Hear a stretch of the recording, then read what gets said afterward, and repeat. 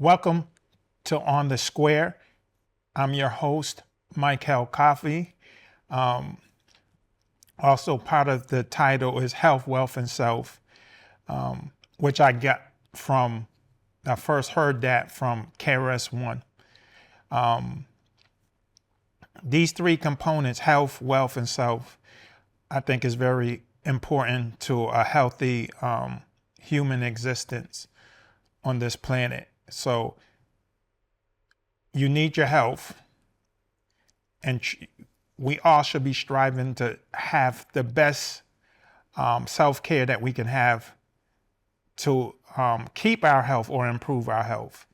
And then also you have wealth, because if your health is poor, then you're not going to have any wealth, because most of the wealth is going to go into the disease care system to try to keep you functioning.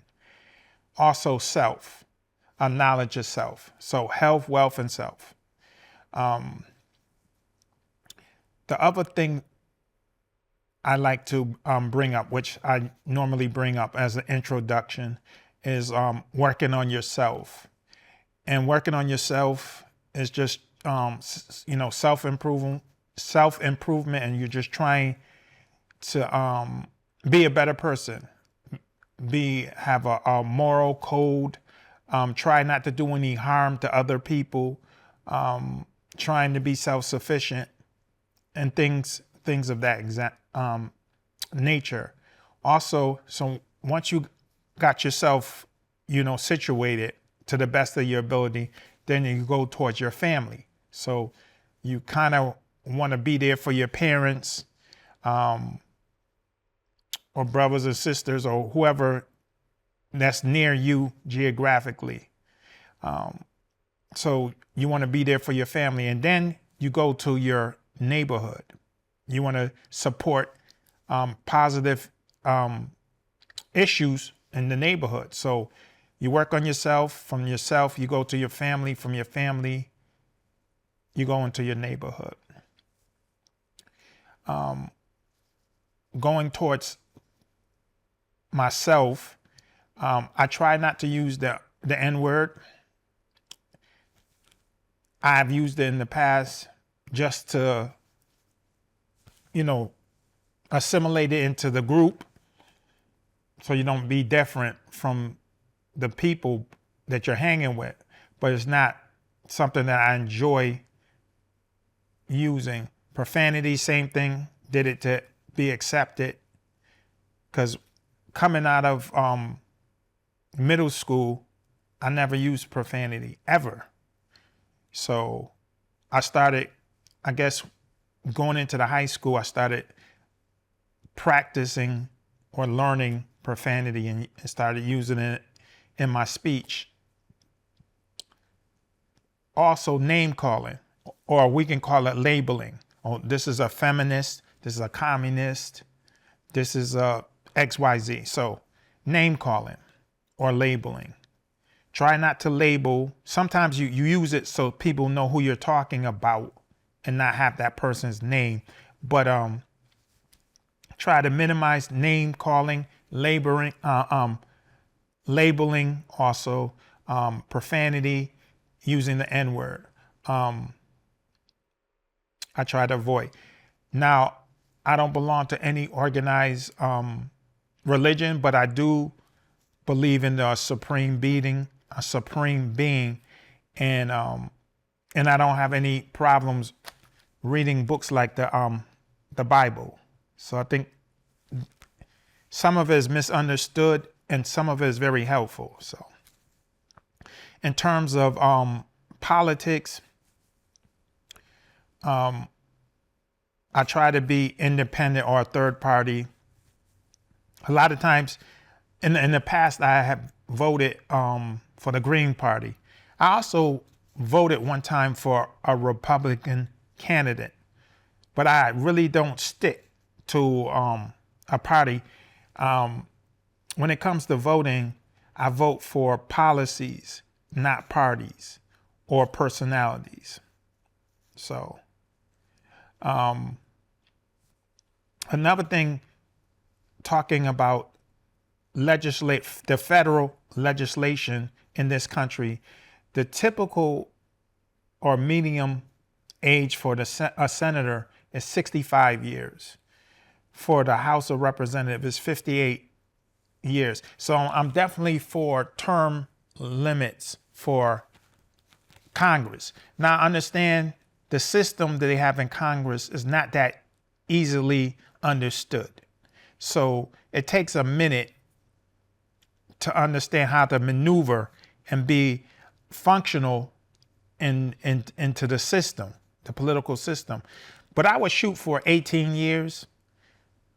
Within 18 years, you should know what you're doing, and then you should be looking to get out of Congress and have some new blood, come in. Also about the federal government, there was a stretch where, I want to say before 2020, there was a stretch where they were giving themselves raises. And I'm like, you can't go to a nonprofit or a for-profit group and just wake up one morning and say, I'm going to give myself a raise. That's Congress.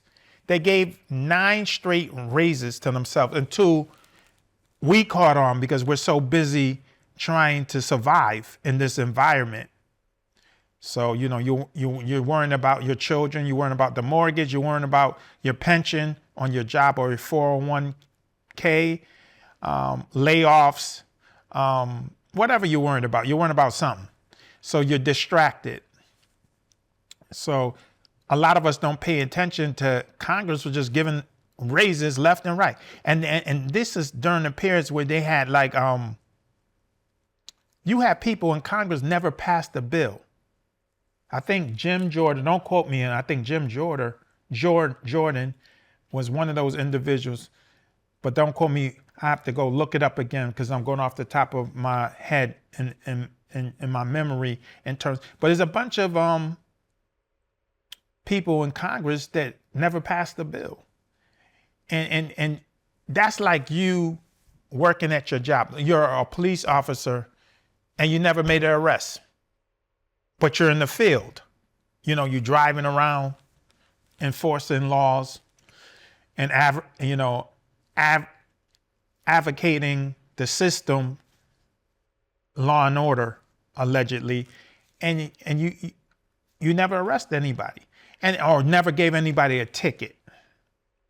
That's a little below the standard of your job, and you probably need to find a new position in the police organization, maybe a spokesperson or a trainee or something. But you got to do your job. You go to Congress and you never pass a bill, or you never lobby for your voters, and they have that in Congress. So these are things: religion, politics, trying not to name call people, profanity. These are things that I focus personally. Also, reading books, beneficial books. Like we just had, this is the month Martin Luther King was born. A lot of people it's not even aware that he wrote 7 books. And it's more like 6 books in a big article that you can call, I don't want to call it a manifesto, but you can call it like a book. But it's more an article, a huge article. But I want to get back to particular books. Now you have traditional books that you learn to review and read from college or high school. But for me, I recommend Black Labor, White Wealth, which is from Dr. Claude Anderson. Medical Apartheid by Harriet Washington. which worked in the medical profession. I think she has a master's degree. Claude Anderson has a doctorate in education, but worked in the White House in the economic areas. When work disappear, what's the subtitle? The World of the New Urban Poor. That's from William Julius Wilson. That book came out in 1996, and I'm thinking he has a degree in economics, but he might have a degree in history or both. Great book and telling you how the urban area just disintegrated in once companies left to go for cheap labors overseas and other reasons, or moved to the suburbs out of urban locations, and how everything just turned around for that census tract. Also, Black Reconstruction in America. Great book. And this is for somebody that don't have to be, I'm going to use the term black. Black is a social construct. White is a social construct, even though white is very close to the skin color of the Noric group, or Anglo-Saxon, or whatever label you want to call yourself, Aryan, Caucasian, whatever thing is, because you're more a range between, and I guess you can say black people are arranged between two many shades, but that's deceptive. But you can say that usually the typical white person is beige, pink, pale, and we can do that same thing with black people, have a range, but it's all a distraction on these social construct things. But why I bring up those labels is because Black Reconstruction in America by W.E.B. Du Bois can really educate you on that history of black codes and that whole thing, where you have the Republicans don't want you to read books unless it's Thomas Sowell or Milton Friedman or Ayn Rand. And there's a what's the brother name? Conservative Mind, but I'm thinking his name. He wrote The Conservative Mind. I think he wrote it in the 50s. Kirk. That's half of his name. I don't know the other half of his name, but it's Conservative Mind. These published books are what they want you to read. And you might throw in the other highly respected William Buckley. I don't know William Buckley wrote a book, but he wrote a lot of material because he was a writer, so he wrote a lot of material, but I don't know if he wrote a book. But these are the individuals. I wouldn't even count Pat Buchanan. I think Pat Buchanan is a little bit far right, but these are the individuals they want you to learn from. And I think they're not, they have some good points, but they're not a good source for overall understanding what's going on. In my situation, I like to look at materials from Glenn Ford. I like looking at materials from Harrison Hayes. This is a young person. Calvin Michaels, young person. These two are on social media. Chris Hodge, Chris Hodge. And I think he used to work for the New York Times, and not anymore, but he used to. He also cover wars. So, I don't know which war. I want to say that Iraq war, but he might have covered other wars. He's not a spring chicken anymore, so he might have covered the Vietnam War. I don't know.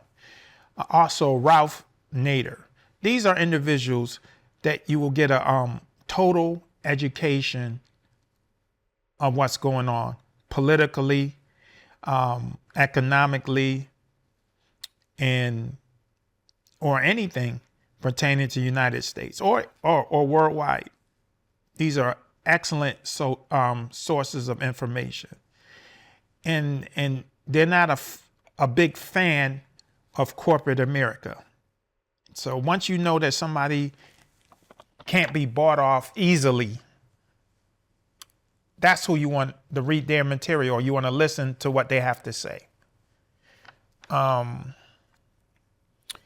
Looking at United States, I don't think United States, this is my viewpoint. And then the difference between a viewpoint and an opinion. Opinion is something you just say off the top of your head. You just like, I don't like that person. That's an opinion because you didn't really do any research on that person. A viewpoint is a form of opinion, but it's researched opinion. So if you're going to talk about Russia, you interview somebody that live in Russia. You also visit Russia and things of that. So you have to really know about Russia before you start criticizing Russia or praising them. So that's the difference in my view of opinion versus viewpoint.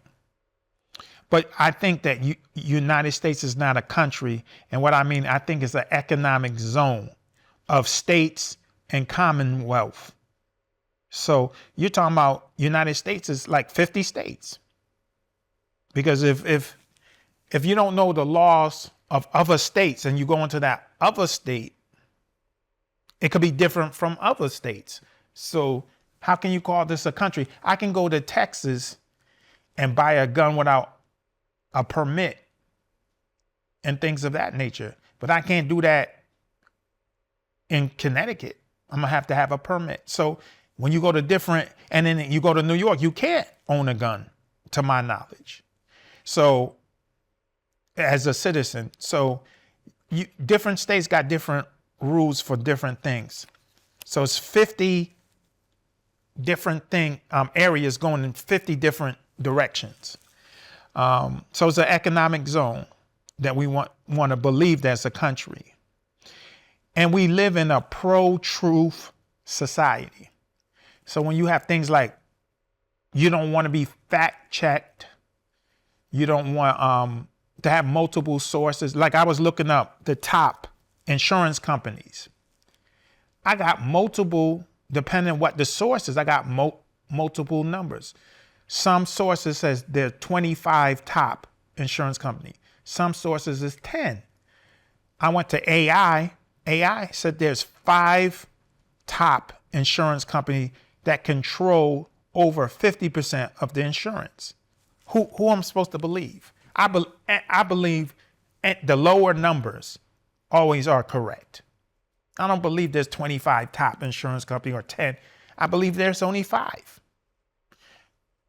Being the number one, United Healthcare, to give you an example. I want to talk a little bit about 4 major pillars of resistance. So you have 4 in this country, 4 major pillars of resistance. So you have the university system, college, because a lot of times you learn stuff in college that you never would have learned on your own or in high school. And they want to get rid of the college system because there's a lot of things wrong with the college system, but it's an area of training that's beneficial to a society. Nonprofit groups, for example, Nixon, when he was president, he had a minority business program, and that was to suck the light out of revolutionary actions in the 70s and the 60s, more in the 70s.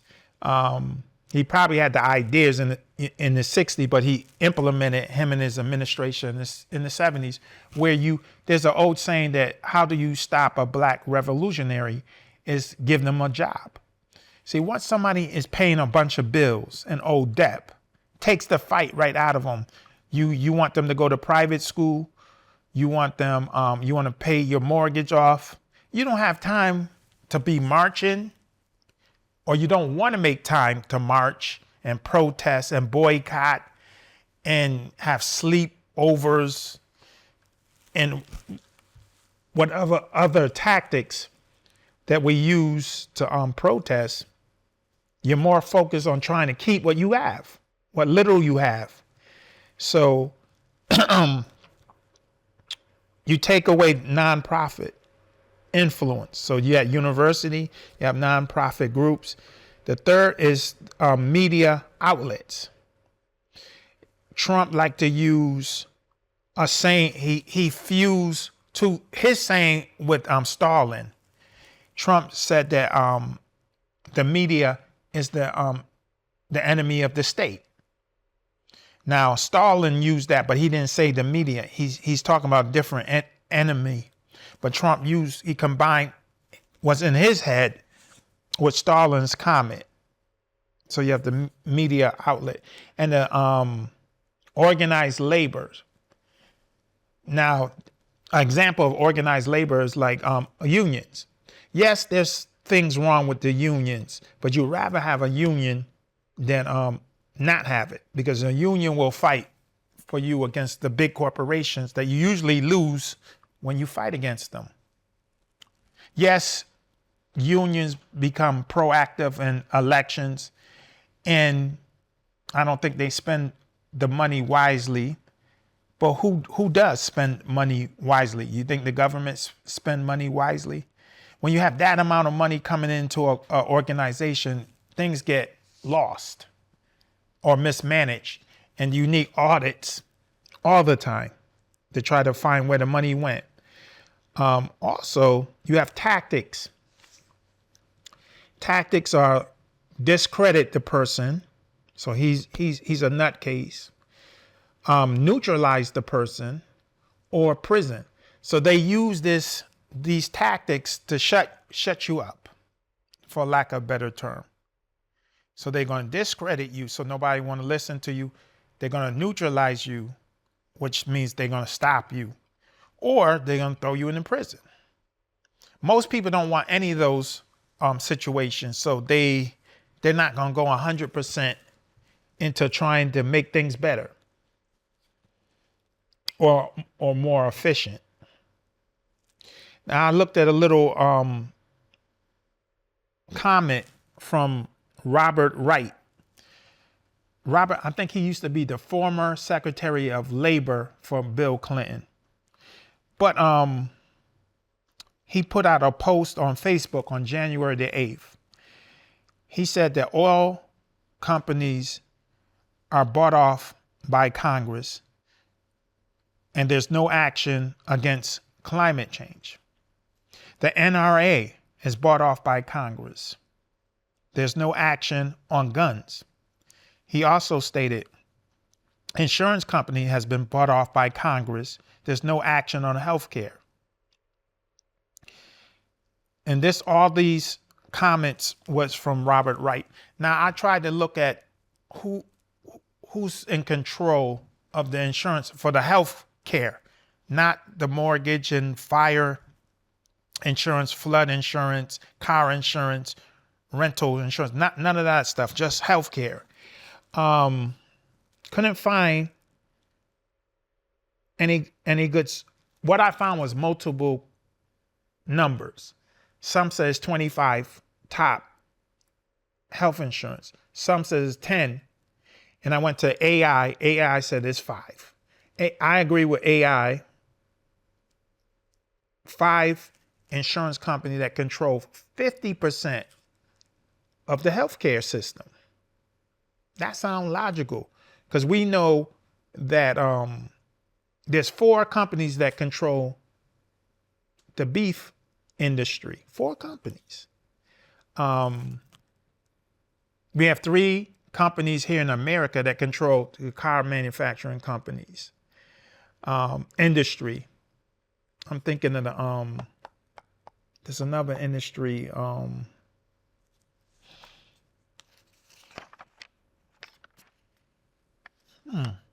There's 4 beef companies that control the whole market. What's the other company? We talked about the insurance company. Well, it'll come back to me. I know I wrote it down. Also, let's look at the fastest growing demographics here in this country. A lot of people want to say immigrants or Latinos. The fastest growing demographic in America is billionaires. 10 years ago, there was about 500 billionaires. Today, there's 2,500 billionaires in this country. So you had the top 10 richest people. 9 of them nine of them donated money. I said voted, but they probably voted, but they donated to Trump. Try not to talk about Trump. But I think only one gave to Vice President Harris. I think it was Bloomberg gave money to her. And I'm not saying nobody else, but I'm saying big money. Like if you go to Elon Musk and you look at what was donated to Trump, that was a lot of money. I was trying to avoid the wildfire in California, not because it's not important, because I do have one, 2 people that I know that live in California. But the thing I want to talk about is the fact that they use inmates. I think they pay them $5.80 to fight fires. And the thing is that people might say, I don't care, but my issue is if you're fighting fire, you're also risking your life. Firefighting is just as dangerous as police work or construction. You can die. And I'm not saying no other occupation you can't die from, but you can guarantee within a year, you have more chances of dying in construction, firefighting, and policing than any other occupations. And so I'm also looking at what they're using inmates to supplement. Like X amount of years ago in Georgia, one of the legislators, I don't know, was the senator, the governor, or whoever, tried to eliminate the immigrants out of Georgia, the ones picking peaches and other products out of the country. So they had a bunch of people that left Georgia and left them farms unattended. So what the state did was recruit force, it might be similar in this case, inmates to pick the crops because they didn't have the immigrants, because they didn't want to get deported, to pick it. So do immigrants or inmates to be treated this way, are they deserving of being treated this way? Also in Alabama, an inmate pass away, any inmates that pass away, their bodies get shipped to the University of Alabama to use them for their medical school. So I'm thinking somebody's being taken advantage because you're an inmate to be used as experiments. So there's a lot of bad things going on in the prison system and a lot of injustice. I call it injustice. So these are some of the things not to put on your plate or make you feel everything is negative, but to exist, and you're not part of any organized group, whether it's the Red Cross or whatever group.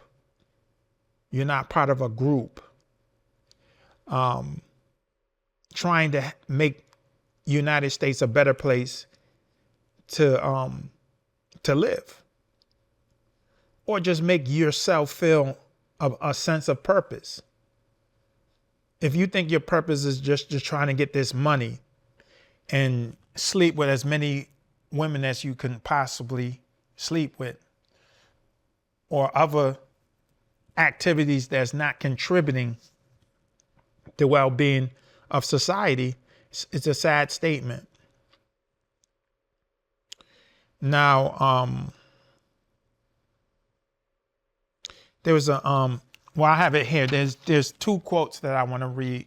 One was in the 60s, and this is President Johnson. He's talking to this is in Tennessee. I think it's 1960, but I want to. Is it 1960? I think it's 1960, but I don't know when. I don't want to say 68, but it's in the 1960s. He's talking to Bill Moyer. He said, if you can convince the lowest white man he's better than the best colored person or color man, he won't notice you're picking his pocket. Hell, giving him someone to look down on, you'll be able to empty his pockets for yourself. So this divide and conquer thing has been going on. It goes back to the Greeks. Alexander the Great father, I guess, is King Philip's. And my history's a little bit, thousands of years of history is a little rusty, but I think it was King Philip. And he devised, because Greek is not a huge country, but he devised on this warfare, divide and conquer, and specialized. And that's part of the European culture that has been passed down to today. So this is a president, and I don't know if this is an exit speech. It's a certain speech when he was given. I got to look it up off the top of my head. Don't remember if it's an exit speech or another kind of speech. But he's saying that a lot of people say things on their way out, like Eisenhower when he talked about the military industrial complex. He's trying to warn us in the future, where the biggest budget in the government is the military budget. Should we have more money than the top 10 countries that's fighting in wars anyway? The United States budget out in terms of having more resources than these other countries is amazing and ridiculous at the same time. Also, I have this speech was 1854. This is Lincoln addressing his own solution to slavery. At the speech, this was in Illinois. I should not know what to do as to the existing institution of slavery. My first impulse would be to free all the slaves and send them to Liberia, to their own native land. While Lincoln acknowledged this was, he acknowledged this wasn't feasible. They said impossible, it wasn't feasible. By the time he assumed the presidency and the Civil War was underway, but they say underfoot.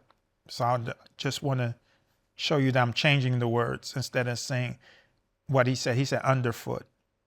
The nation was in such a duress that he tried it anyway. So he said things like he would rather not only Liberia, I think he said Haiti, send enslaved people to Haiti, and also Liberia. But and stuff that far back, and people put their own spin on it. So I don't know how accurate all this, because there's always somebody coming out of the dark. They're going to say Lincoln never said that, and President Johnson never said that about poor white men. It's always a naysayer when you bring information. Also, even though I said I didn't really want to talk about the wildfires, not because it's not important, but I looked at some of the things that made me think about, I don't want to say misinformation, but it's not good information. Let's say it's not good information. The California wildfire seasons are from May to June. So that's one thing. Second, the California have a wind pattern. I want to say, I might not be pronouncing this right, San Ana wind pattern, which starts at 60 miles an hour to 80 miles an hour, but it can reach up to 100 miles an hour. So let's try to realize this situation in California. At 60 miles an hour, that's strong enough to pop power cables that's on the telephone poles. The wind is blowing at 60. That's capable of popping the power cables. So you're out in California that's very dry, and the lack of water. That's why you have mudslides, because they're so dry and the rain come down all at once. It will remove this topsoil off and because California is hilly, and that will create a mudslide. Take a whole house off the side of the hill and put it on the streets. So also, down power lines start wildfires. Everybody want to think that somebody smoking weed start a wildfire, or throw a cigarette butt start a wildfire, or somebody's camping, staying warm, and forget to put out the fire.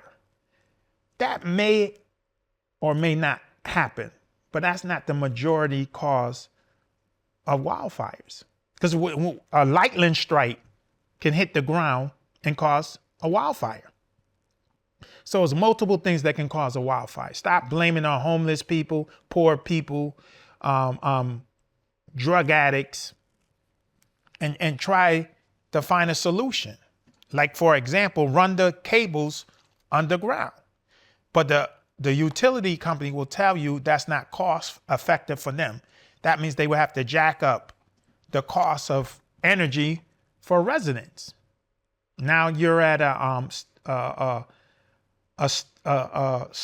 stalemate situation where you're trying to get your profit, and you're trying not to have your customer find another source of energy.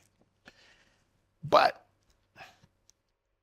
California been having this problem, and we're acting like it's brand new, and we're acting like we're not trying to find a solution for it. Also, when you want to blame the mayor that's only been a mayor for X amount of years, and this thing has been going on, yes, she made cuts.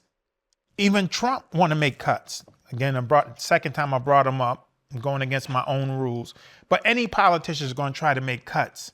You got to find money somewhere. The problem is, when you cutting something, is that not really helping the general public, versus you're just trying to show people that you're trying to spend the money and share it around the pie, the economic pie. Give you an example. This was what, probably 96.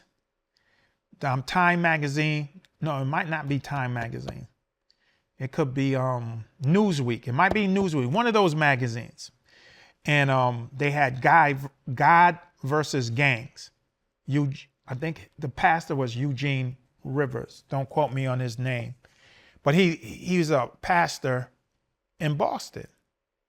And what they did was, instead of separating resources, they took all the resources, combined it, and they cut down homicide in the city of Boston. They call it the miracle in Boston. What happened was they only documented one homicide over the summer, where people was getting shot left and right. It's almost like living in Chicago or living in Los Angeles. People getting shot left and right.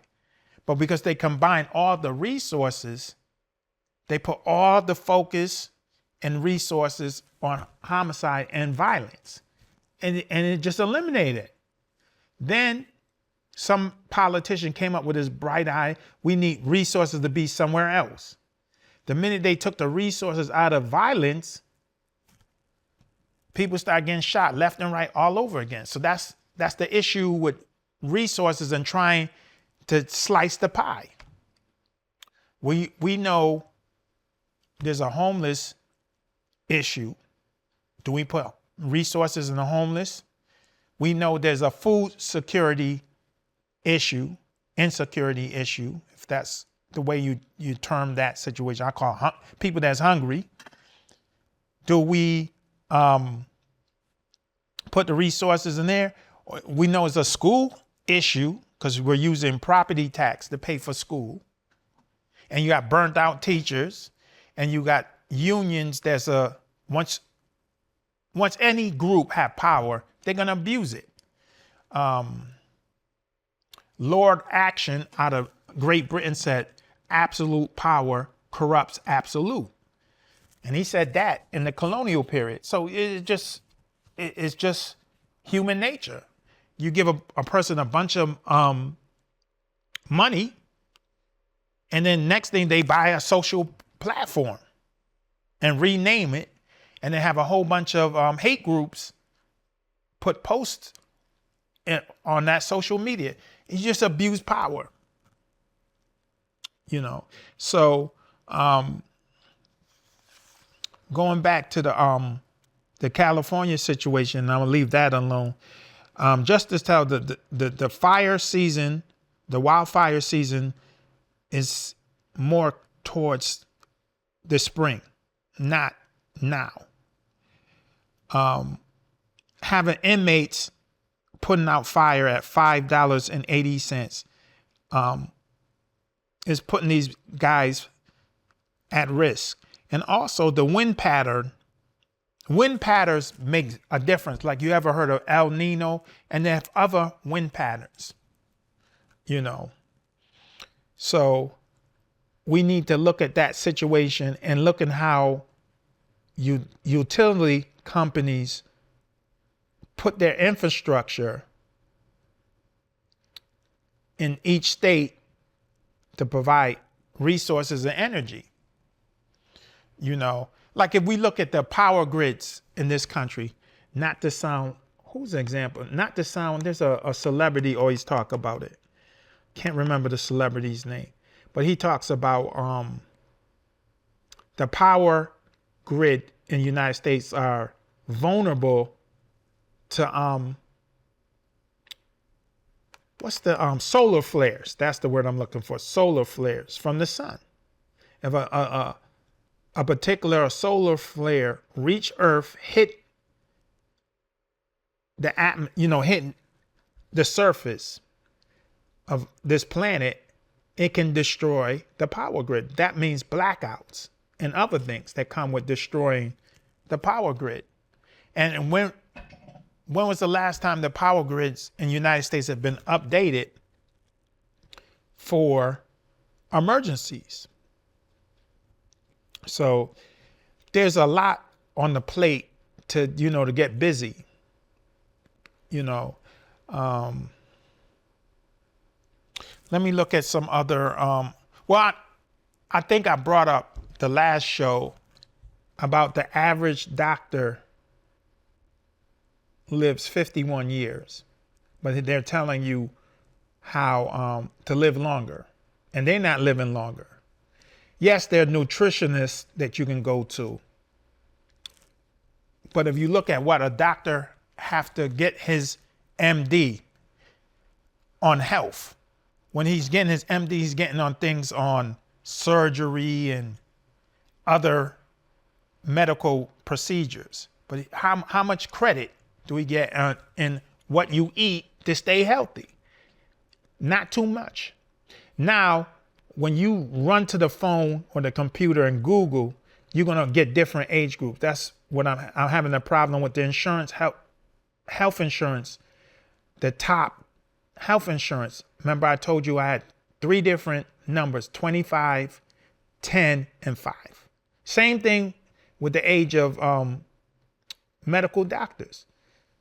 Based on the source, I got 3 different numbers.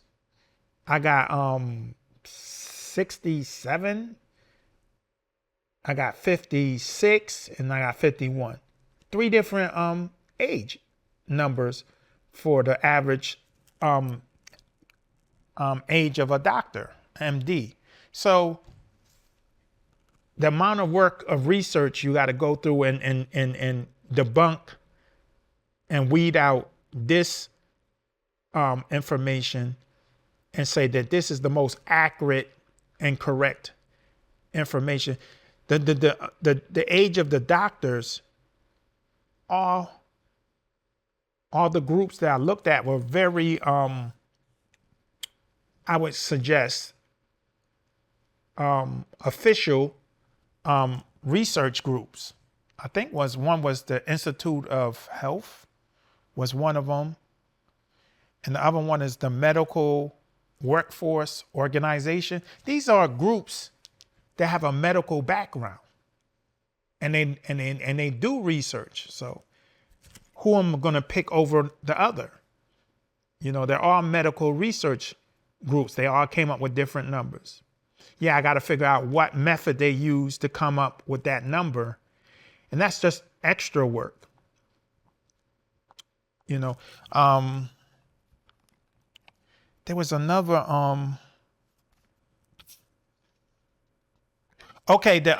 coming back to Johnson. Remember I told you the speech that Johnson, he gave it in 1968 in Tennessee. That was called withdrawal speech. It wasn't an exit speech, it was a withdrawal speech. That was the word I was looking for previously.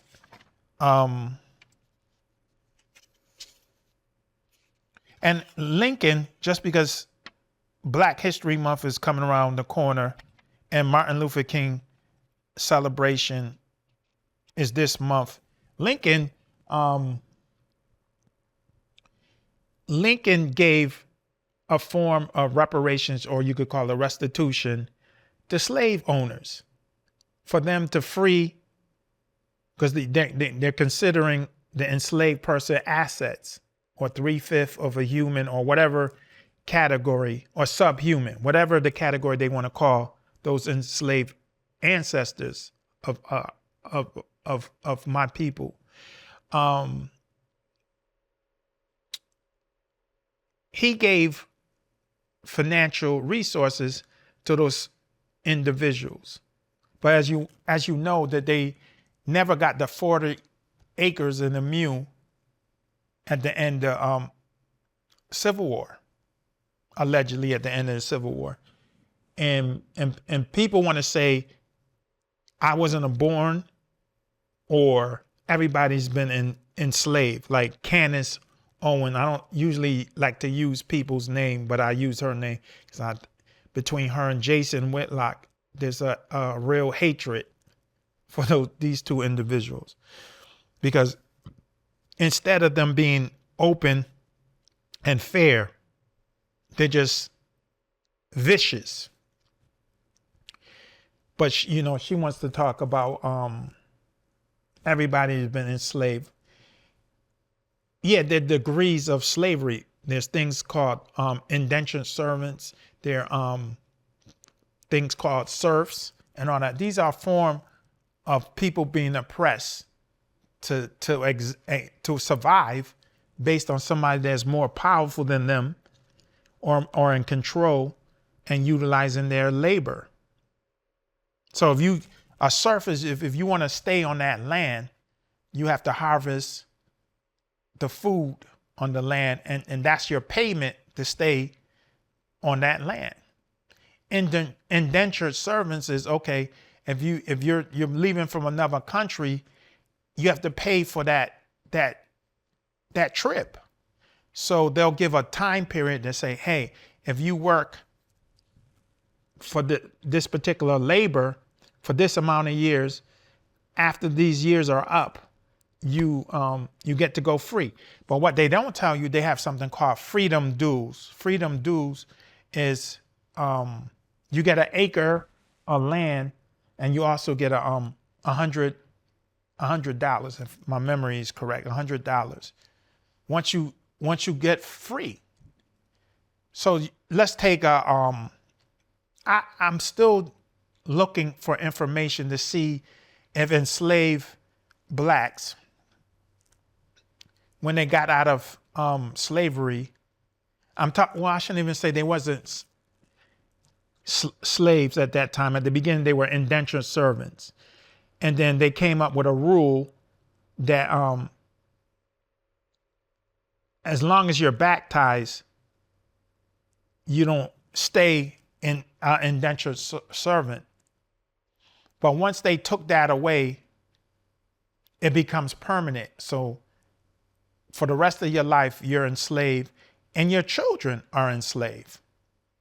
So let's go back to when blacks, so-called blacks, were enslaved I keep saying the word enslaved, when the indentured servants, when they were indentured servants, did they get freedom dues where their counterparts got freedom dues, $100 an acre? So I haven't found that answer, and I've been looking for a while for that answer. Maybe I have to go to a college campus because I can't get it from Google and I can't get it from reference librarians and other archivists and historical society. I might have to go right to a college professor and see if they can find that information for me. But I know that white people got freedom dues when they got indentured servants. Also, I think this form of slavery that we see in the United States is slightly different from other slavery system, because even in Africa, you can become part of the tribe. And I don't think Africans were tribes. They're more, what's the other word? Clans. But let's use tribes. They have a system that you can be part of the tribe. So your status is not permanent. Where in the United States it was permanent unless you save the plantation owner, and then he'll give you that grace to give you your freedom. I think it's two things that you can get your freedom. If you save the plantation owner, or you tell the plantation owner there's going to be a revolt on your land, he grants your freedom. And that was very high on people's list of getting free. Everybody wasn't trying to run away, because you're trying to run away. They have slave fugitive individuals and body hunters to chase you down. And then you're running through area that you don't know. You're running through swamps. That means snakes and alligators is able to get you. If you're running through the woods, you got bears, wolves, and mountain lions. They can get you. You running through the forest. You got Indian tribes, which they have is built in their treaties. If you find a runaway slave, you get X amount of money to return it back to the Europeans. So there's a lot of reasons not to run away. And if you get caught, that punishment is horrible. So, you know, these are things that you have to look into, not because you wasn't alive, because restitution, and I went off topic, but, you know, again, like I said, Black History Month is around the corner, and also banning books and all this other stuff so you don't learn this additional information. You know, there's a ton of information. You have the Maroons. The American Maroons was some serious individuals. They hid in the woods and the swamps, and they would run up on plantations. This is stuff that they have in records, but they're not sharing it with the common citizens. The Maroons would run up on the plantation and destroy the plantation in America. But look it up and see how hard it is to find, you know, and stuff. But getting back, everybody wasn't quick to run away. Also, Candace Owen always talk about blacks sold blacks into slavery, and also the Europeans took blacks out of slavery. These are tricky arguments because some blacks did buy slaves, but most of them was trying to reunite their family. So your family gets split up. You're with this woman, they split it up. And if you have a child and a woman, they get split up to different plantations. So if you was able to get your freedom or was able to get some kind of income, you're able to purchase back your wife and your son or daughter. That's one thing. So it's just, yes, there's circumstances like there's a guy, Johnson in Virginia. The only reason he's buying slaves because that was a property. It was profit. But that's one example. But other examples is you're buying your own people to reunite. Also going back to Europeans freeing Africans, like what they did in England, a lot of that is economic reasons. It's not out of as righteous reasons to free a human being. It was free labor is cutting into your profits. So if you get rid of free labor, you don't have any competition in terms of your profit being reduced. Yeah, so I'm signing off, and I appreciate you spending time listening to me cover a whole bunch of different topics and make it into a gumbo. But I use this kind of tactic because you never know how long you're going to be doing a particular thing. So you try to cover as much things as you possibly can cover, and also different things that other people are not covering at this particular time.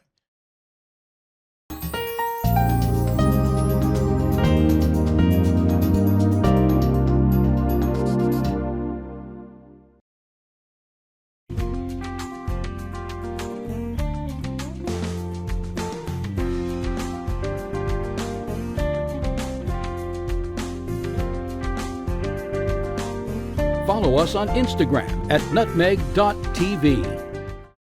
Nick Augustino right here at the East Side Restaurant. We always have the complete full dinner menu. Knockwurst, bratwurst, sauerbraten, potato pancakes, red cabbage, rice pudding, cream pies, all the desserts that Germany had to offer. I always do something different. Yes, I do. I brought seafood to the beer garden at the East Side Restaurant. East Side Restaurant, your German destination restaurant in Connecticut. Tiki-taka, hoy, hoy, hoy!